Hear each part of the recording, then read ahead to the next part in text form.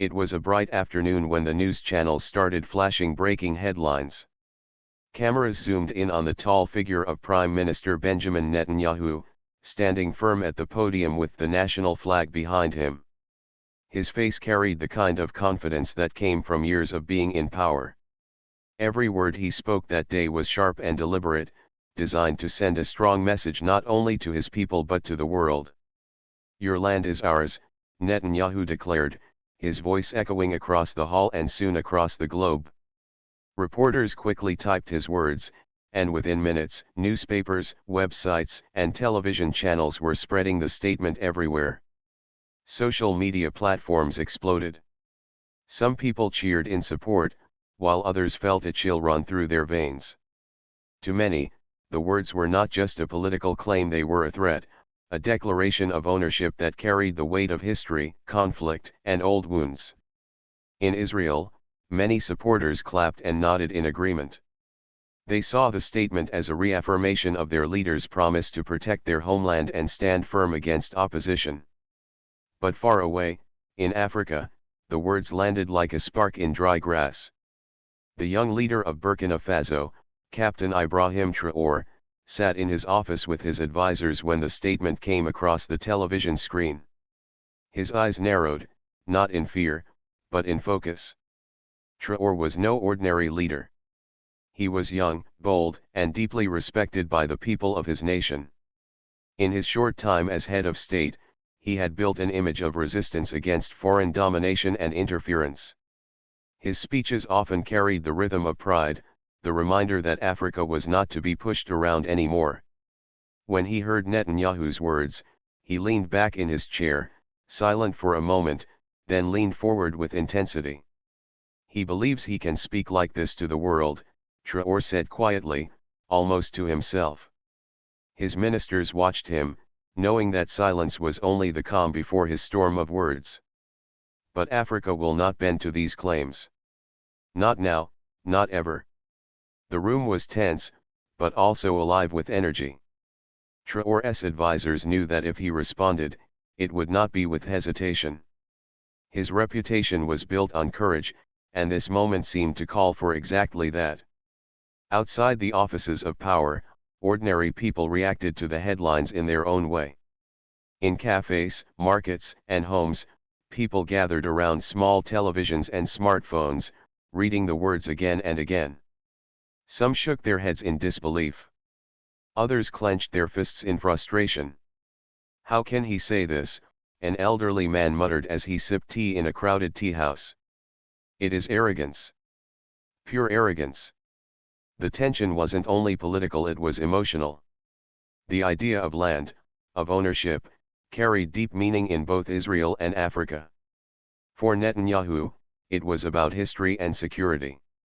For Traoré and his people, it was about dignity, sovereignty, and the refusal to be dismissed as small players on the global stage.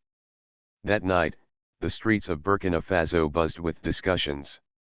Students debated passionately in universities. Farmers in rural villages, far from the reach of modern technology, still heard the words on local radio broadcasts. It felt personal, even though the claim had not been directed at their land specifically.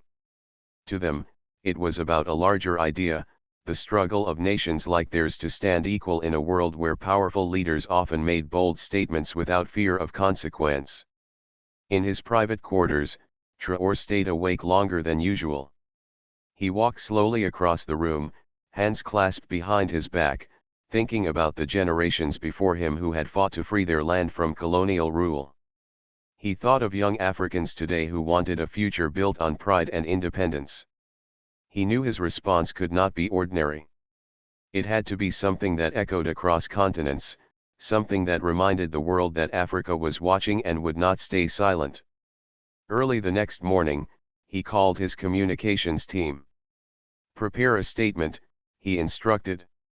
His voice was calm, but his eyes burned with conviction. "The world must hear us." The press gathered quickly, cameras flashing as Traoré walked up to the microphone. He was dressed simply in his military uniform, the kind that symbolized both authority and humility. There was no grand stage, no massive banner, just a leader standing before his people and the world. When he spoke, his voice was steady, his tone clear. To those who claim what is not theirs, I say this: step back. Africa will not be bullied. Our dignity is not for sale, our land is not for taking. We are here, strong and proud, and we will not move aside for arrogance. The crowd erupted in applause. His words traveled fast, first across Burkina Faso, then across Africa, and finally across the world. Within hours, social media was flooded with videos of his speech. Hashtags celebrating his defiance trend in multiple countries. Young Africans posted messages of pride, calling him a true voice for the continent. Meanwhile, in Israel, Netanyahu's team monitored the reaction. Some dismissed Traoré as a young leader trying to make a name for himself. But others quietly admitted that his words carried a weight they had not expected. In fact, the response was louder than they had anticipated, echoing not just from Burkina Faso but from other African nations as well. Diplomats began to speak of the confrontation as more than just a clash of statements. It was being framed as a symbolic battle, the seasoned leader of a Middle Eastern power against the rising voice of African resistance. Commentators on television compared their leadership styles, their histories, their visions for their people. Some said it was the old world versus the new. Others said it was simply pride versus pride. The first part of this unfolding story was not about armies or battles. It was about words. But everyone knew that words could be as powerful as weapons, shaping narratives, building alliances, and sparking movements. For now, the world was watching closely. Netanyahu had drawn his line, declaring ownership. Traoré had stepped forward, refusing to be silent. And though no one yet knew how far the confrontation would go, one thing was clear: this was only the beginning. The words of Ibrahim Traoré spread across Africa like a strong wind moving through the desert. His statement, "Step back," was short but powerful. In those two words, people heard the sound of defiance, the courage of a leader who refused to bow down. It was not just about the argument with Netanyahu anymore, it became a symbol of something greater. The younger generation, who often felt ignored on the global stage, finally saw someone speaking the way they wished leaders would speak, with pride, without fear. On the streets of Ouagadougou, the capital of Burkina Faso, people gathered in groups. Young men and women cheered as they replayed clips of their leader's speech on their phones. In schools and universities, students clapped after watching the video in classrooms. Taxi drivers turned up their radios, and shopkeepers smiled as they heard customers repeating the line, "Step back." For them, it was more than politics, it was personal. They felt that their leader had given voice to their struggles, their dreams, and their dignity. Other African nations began to notice. In Mali, in Niger, in Guinea, commentators praised Traoré. They said he represented a new era of leadership, where Africa would no longer be treated as a silent participant in world affairs. Journalists compared his courage to the boldness of leaders from decades ago who had fought for independence from colonial powers. His face appeared on the front pages of newspapers across the continent. Some even called him the Lion of Africa. Meanwhile, in Israel, Netanyahu's team prepared carefully for the growing wave of attention. They did not expect such a sharp reaction from a leader far away. Advisors debated among themselves. Some argued that Traoré's words were dangerous because they could inspire others to challenge Netanyahu's authority. Others dismissed him, saying he was only trying to raise his profile in Africa. But Netanyahu himself could not ignore the impact. His speech had been meant to strengthen his position at home, but it had opened a door to an international exchange of defiance. The global media took hold of the story. Television debates featured analysts from both continents. In one program, an anchor asked a guest, "Do you think Traoré's response was an overreaction?" The guest shook his head. "No," he replied firmly. What Netanyahu said was provocative, and Traoré simply stood up for what so many around the world feel. He spoke the truth that arrogance must be challenged. As the story grew, people on social media made posters and graphics. Some showed images of Traoré with the word "step back" written in bold letters. Others created videos comparing his speech with those of historic leaders. It was clear now that this was no longer just about two men. It was about pride, identity, and the idea that small nations could stand up to larger powers without trembling. In the following days, protests and marches were organized in different African cities. In Dakar, Senegal, a crowd gathered outside the National Assembly, waving flags and chanting, "Step back! Step back!" In Accra, Ghana, students held up signs with Traoré's face, calling him an inspiration. Even in places far from Burkina Faso, his words resonated because they represented the fight for respect. Inside Traoré's government, the atmosphere was intense but hopeful. His ministers felt the weight of responsibility. They knew that his words had lifted spirits, but they also worried about the possible consequences. Would this lead to diplomatic pressure? Would foreign powers try to silence him? Late one evening, his foreign affairs minister approached him and said, "Your Excellency, the world is watching us. Your words have lit a fire. But we must prepare for what comes next." Traoré nodded, his expression serious. "I know," he replied. "But if Africa cannot speak with courage now, then when? Our children must see that we are not afraid." His determination was clear. For him, this was not just a political statement, it was a mission. Back in Israel, Netanyahu addressed his own people again. He spoke firmly, repeating that his words had been misinterpreted and insisting that he would never apologize for defending his nation's rights. His supporters cheered, waving flags, but outside Israel, his message did not gain the same sympathy. Instead, the contrast between him and Traoré became sharper. One leader looked older, seasoned, and unyielding, the other looked young, bold, and fearless. International organizations began to comment. The African Union released a statement praising African leaders who defended sovereignty. European analysts warned that this verbal clash might cause deeper divisions. Some even suggested that the United Nations might eventually be pulled into the discussion if the argument grew larger. But for ordinary people, especially in Africa, the focus was simple. They saw in Traoré's words a mirror of their own struggles against unfairness, against domination, against being ignored. A young woman in Lagos, Nigeria, said to a reporter, "When I heard him say 'step back,' I felt like he was speaking for all of us. He reminded us that we do not have to be silent." As days passed, Traoré continued to speak to his people. In one of his speeches, he explained, "We are not against any nation. We are only against the idea that others can take what belongs to us, that they can dictate how we live.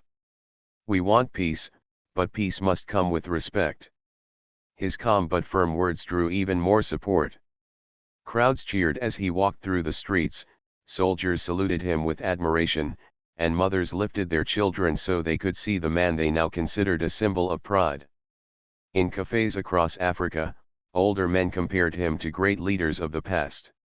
"He reminds me of Sankara," one man said, referring to Burkina Faso's revolutionary leader from the 1980s.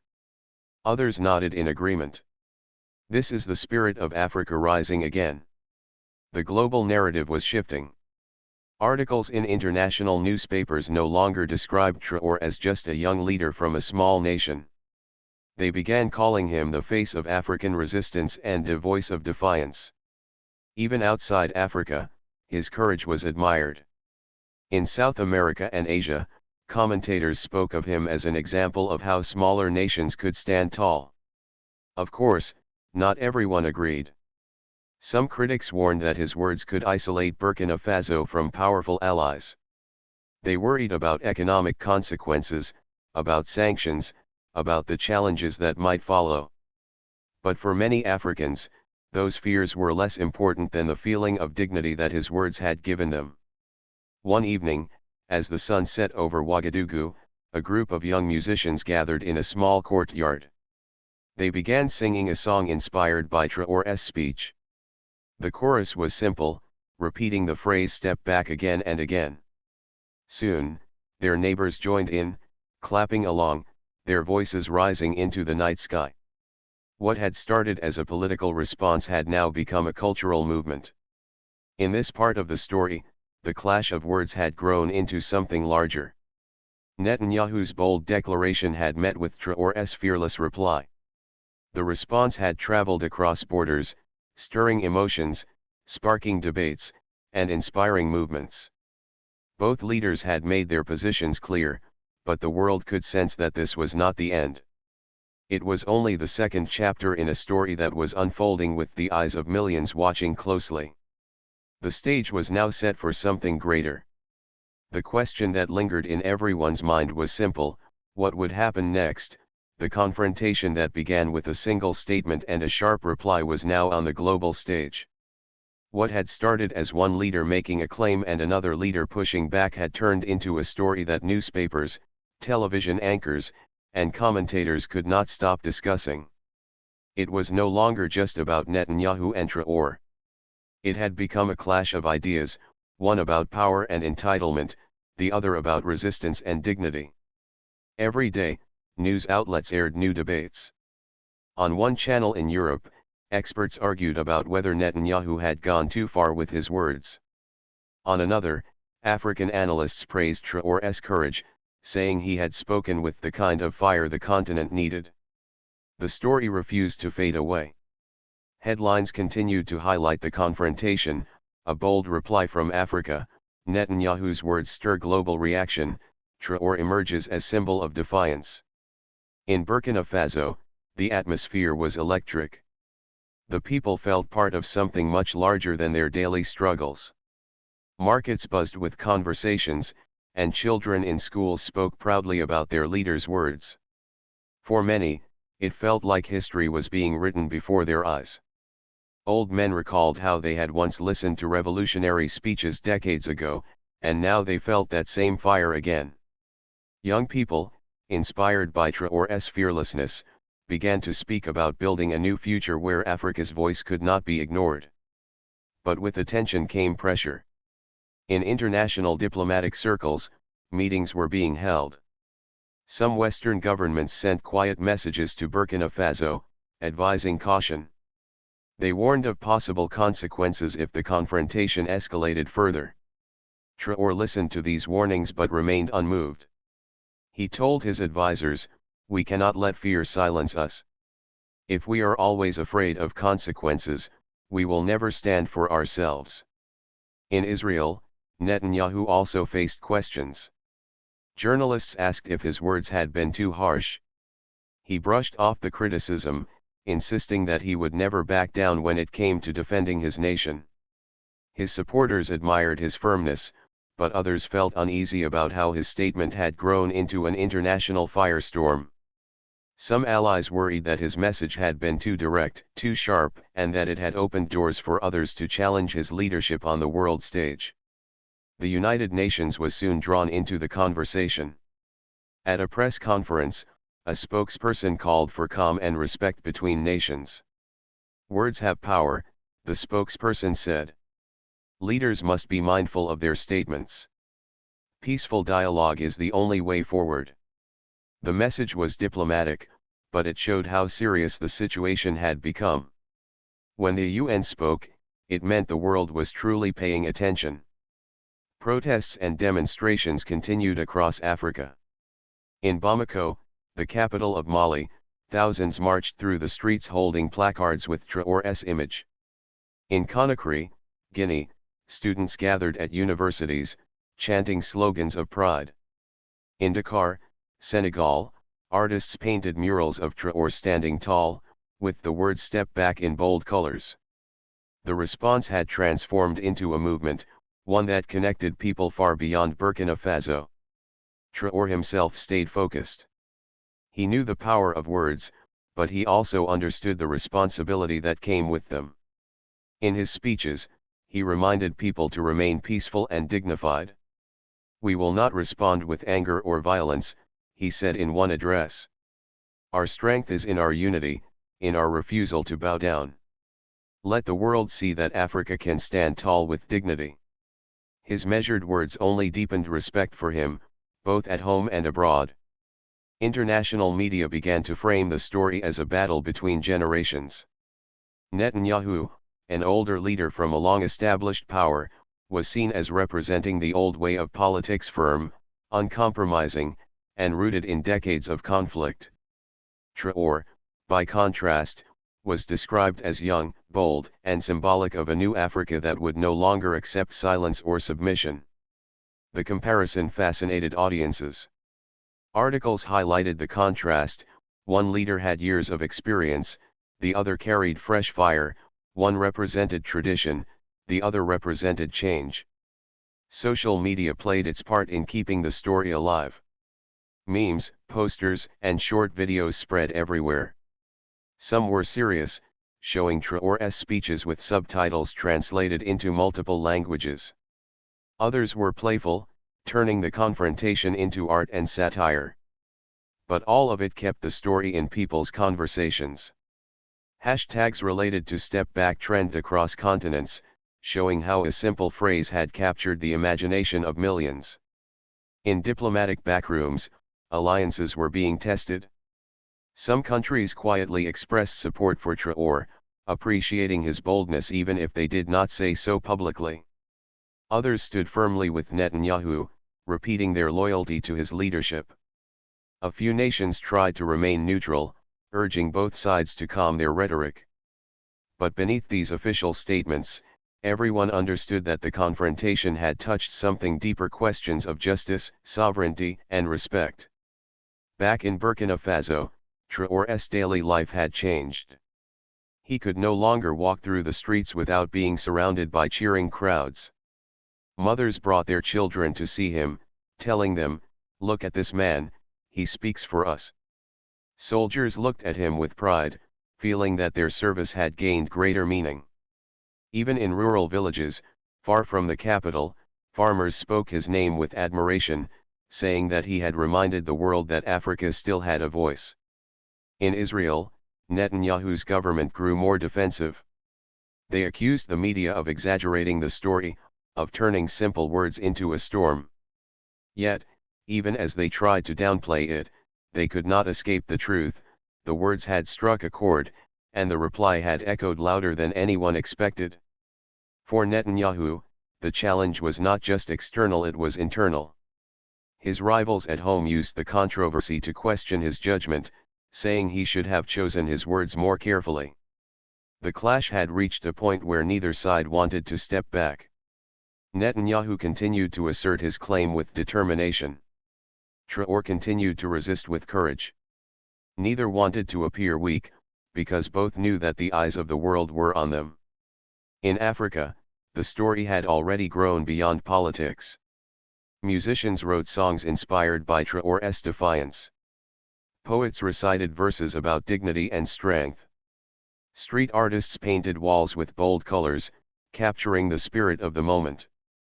The phrase "step back" became a slogan, not just against Netanyahu's statement, but against all forms of disrespect toward Africa. Meanwhile, global leaders prepared for an international summit where both Netanyahu and Traoré were expected to attend.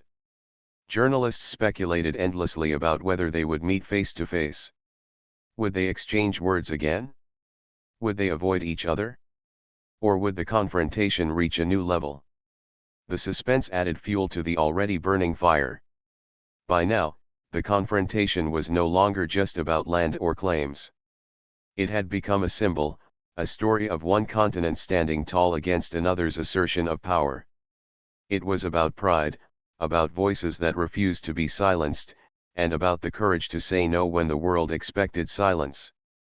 As the summit drew closer, the world held its breath. The cameras would be ready, the microphones waiting, and millions would be watching. Netanyahu had made his threat. Traoré had given his warning. The stage was set for what could be the most dramatic moment yet in their unfolding story. As the summit approached, the tension between the two leaders continued to grow. Every news channel in the world was preparing for the possibility of an extraordinary moment. The cameras were polished, the microphones checked, and the journalists sharpened their questions. Everyone wanted to see what would happen when Benjamin Netanyahu and Ibrahim Traoré were in the same place, under the same roof, facing the same global audience. In Israel, Netanyahu's supporters saw this as a chance for their leader to reaffirm his strength. He had built a reputation as someone who would never back down, and they expected him to keep that image alive. His advisors worked late into the night, rehearsing possible responses. "If Traoré speaks again, we must be ready," one of them told him. Netanyahu simply nodded. He was experienced, and experience had taught him that in politics, hesitation could be fatal. In Burkina Faso, the mood was completely different. The people were not nervous, they were excited. They believed their young leader was walking into history. The streets of Ouagadougou buzzed with energy. Merchants played his speeches from loudspeakers, and children wore T-shirts with the word "Step Back" printed across the front. To them, this was not only about one leader standing against another. It was about their continent being recognized, about finally being treated with respect. Traoré, however, carried the weight of expectation with quiet discipline. He knew that millions of eyes would be on him. Alone in his study at night, he reflected on the path that had brought him here. He thought of his childhood, growing up in a land where every inch of soil was sacred because ancestors had shed blood for it. He thought of the revolutionaries before him who had dreamed of an Africa free from domination. He thought of the young people who looked at him as a symbol of courage. He whispered to himself, "I cannot let them down." The summit opened with dazzling ceremony. Flags from dozens of countries lined the great hall. Leaders shook hands, exchanged polite smiles, and gave opening remarks. Cameras clicked constantly, capturing every movement. Netanyahu walked in with the calm confidence of a man who had attended countless such events. Traoré walked in with steady steps, his military uniform making him stand out in a sea of suits and ties. His presence drew whispers from delegates and loud cheers from African representatives. During the first session, the speeches were formal and cautious. Leaders spoke about cooperation, development, and peace. But everyone knew that the real moment they were waiting for had not yet arrived. The tension was like a thread stretched too tight, waiting for one tug to snap. It happened during the second day. Netanyahu took the floor, addressing the assembly with firm words. He spoke about security, about history, about claims of ownership. His voice carried authority, and his supporters in the room nodded. But when he repeated the same phrase that had sparked the storm weeks earlier, "Your land is ours," the air in the hall grew heavy. Heads turned toward Traoré, waiting for his response. Traoré rose slowly, his eyes fixed on the assembly. He did not rush. He stood tall, letting the silence build before he spoke. Then, with a steady voice, he said, "Respect is not given to those who threaten. Respect is earned by those who protect their people with dignity. Africa has suffered long enough from the arrogance of others. Today, I repeat my words, step back. The future does not belong to those who seek to take it, belongs to those who stand together in pride and peace." The room erupted. Some clapped loudly, others whispered in shock, but no one remained unmoved. The contrast between the two men could not have been clearer. Netanyahu's words were sharp and rooted in history, Traoré's words were fiery and rooted in defiance. Both spoke from conviction, but their visions pointed in opposite directions. Journalists rushed to their laptops, typing headlines that spread across the internet within minutes. Traoré confronts Netanyahu on global stage. Step back, Africa's voice rings in summit. Generations clash in heated exchange. For the people of Burkina Faso, watching live broadcasts from cafes and living rooms, the moment was unforgettable. They cheered as if they were inside the summit hall themselves. In cities across Africa, crowds gathered spontaneously, waving flags, chanting Traoré's words, and singing songs of resistance. In that moment, the young leader was no longer just a president, he was a symbol, a torchbearer of dignity. Behind the scenes, diplomats scrambled.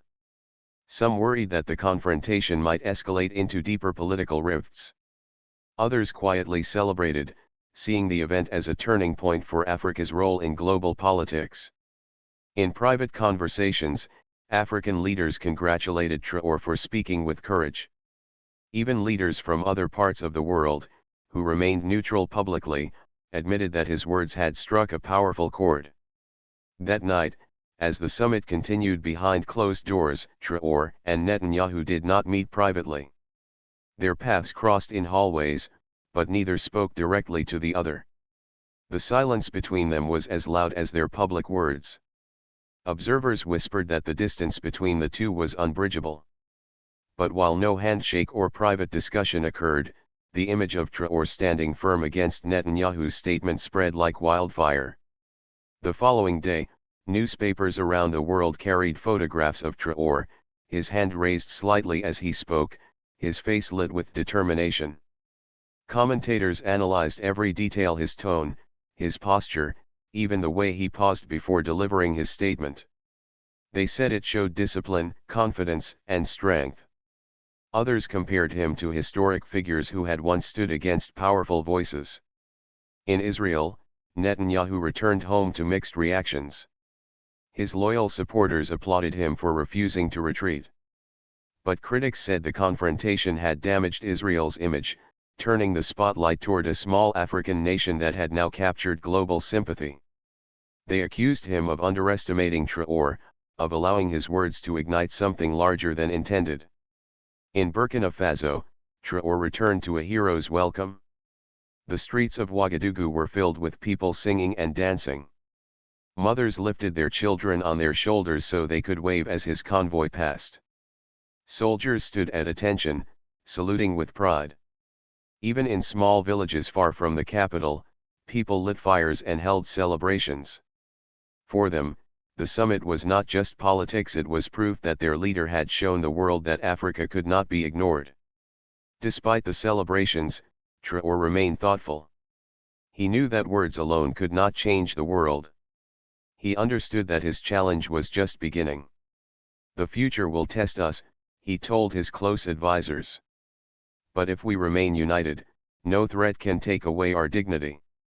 His words reminded his team that behind the applause lay the real work of building a strong nation. The summit ended with formal agreements on trade and cooperation, but no resolution between Netanyahu and Traoré. Their exchange remained the highlight of the event, overshadowing all other discussions. As leaders boarded their planes to return home, one truth was clear: the confrontation had marked a moment in history. People everywhere continued to talk about it. In Africa, it inspired hope. In Israel, it stirred debate. In the rest of the world, it raised questions about the balance of power and the importance of respect between nations. The image of Traoré's defiance and Netanyahu's firmness lingered in the minds of millions. And though the summit was over, the story was not. Everyone knew that the struggle between these two visions, one of domination, the other of resistance, was far from finished. The world had watched two leaders clash in words, but the future would reveal whether those words would lead to deeper divisions or unexpected change. The summit had ended, but the echoes of the confrontation still lingered across the world. When Netanyahu returned to Israel, his government quickly released statements reaffirming his position. His supporters gathered in squares, waving flags and chanting in his favor, insisting that their leader had shown strength in the face of opposition. Yet, beyond those loyal circles, voices of doubt began to grow. Some analysts argued that his firm words had isolated him further, that instead of strengthening his image globally, they had given a young African leader a platform that now stood in the spotlight of world attention. In Burkina Faso, the return of Ibrahim Traoré felt less like a political routine and more like the return of a national hero. The streets of Ouagadougou filled with people holding banners, singing songs, and chanting his name. The simple phrase "step back" was no longer just a reply, it had become a movement. The youth saw it as a call for dignity, artists turned it into murals, and musicians put it into their songs. Farmers in distant villages repeated it as a reminder that their land and lives had value. The two words were etched into the hearts of millions. But behind the celebrations, Traoré himself remained cautious. He knew that the cheers of the people were not the end of the struggle, but the beginning of a larger responsibility. Sitting in a quiet room with his closest advisors, he reflected on the weight of what had happened. "The world is listening to us now," he said softly. "But if we do not live up to these words with action, then they will fade like echoes in the wind." His team agreed. They understood that defiance was powerful, but lasting change required unity, discipline, and hard work. As weeks passed, international debates continued. In African capitals, leaders discussed how they could build on the momentum Traoré had created. Many expressed admiration for his boldness, while others wondered if such a sharp confrontation with a powerful figure like Netanyahu might bring unwanted consequences. Yet even those who worried could not deny that the event had stirred pride across the continent. For the first time in many years, Africa's voice was at the center of global conversations. In universities across Africa, students organized debates about sovereignty and respect. They quoted Traoré's words in classrooms, analyzing the meaning behind them. Professors encouraged their students to think critically about how nations could stand tall without relying too heavily on outside influence. For many young people, Traoré had become more than a leader. He was a symbol of what their generation could achieve if they dared to speak boldly. Meanwhile, in Israel, Netanyahu faced growing criticism from opposition parties. They accused him of letting his pride turn into a storm that benefited others more than his own people. "You gave him the stage," one rival said in parliament. "Your words created the very voice that now challenges you." Netanyahu, however, refused to accept blame. He stood by his statement, insisting that defending his nation was always worth the cost. His determination remained unshaken, but the cracks in his political walls had become more visible. The global media kept fueling the story. Documentaries were produced, highlighting the clash of two very different leaders. Interviews with historians and political analysts compared their styles. One expert said, "Netanyahu represents the old guard, a world where power is defended through threats. Traoré represents the new guard, a world where power is claimed through defiance and pride." The comparison fascinated people, and it ensured that the story would not be forgotten anytime soon. Back in Burkina Faso, Traoré traveled to rural areas to meet with his people. He wanted to remind them that his role was not only to speak on the world stage, but also to serve them directly. In small villages, he shook hands with farmers, listened to mothers talk about their children's education, and promised young workers that their dreams mattered. His presence brought tears to the eyes of many. For them, his international defiance meant little compared to the simple fact that he had not forgotten them at home. The movement that had grown from his words also began to inspire actions beyond speeches. Groups of young Africans formed organizations to promote unity and development. They held meetings, organized cultural festivals, and raised awareness about the importance of standing strong together. In Lagos, a group of poets held an event called Step Back, where they read verses about dignity and freedom. In Dakar, musicians performed concerts celebrating African pride. Across the continent, the phrase had become a seed that blossomed into art, culture, and identity. Of course, the confrontation did not magically erase challenges. Burkina Faso still faced economic difficulties, security threats, and political pressures. Traoré knew that speeches alone could not feed the hungry or build schools. Yet, the energy of pride gave his people hope, and hope was a powerful tool. With hope, he told his nation in a broadcast, "We can face the hardest of struggles. With unity, we can create the future we deserve." His calm words reassured the people that his defiance was not empty, it was rooted in a larger vision. In international circles, the story was remembered as an example of how a single phrase could shift narratives. Diplomats, journalists, and historians often referred to the exchange when discussing the power of language in global politics. Words are not just sounds, one commentator wrote. They are sparks, and in the right moment, they can set fire to the imagination of millions. Months after the summit, the world had moved on to other events, but the legacy of the confrontation remained. In Burkina Faso, children learned about it in schools. In Africa, it was remembered as the moment when one leader told a powerful figure to step back.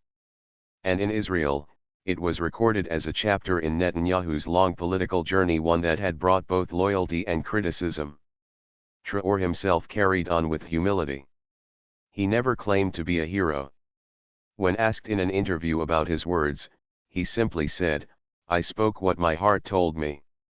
I spoke for my people, for Africa, for dignity. Nothing more, nothing less."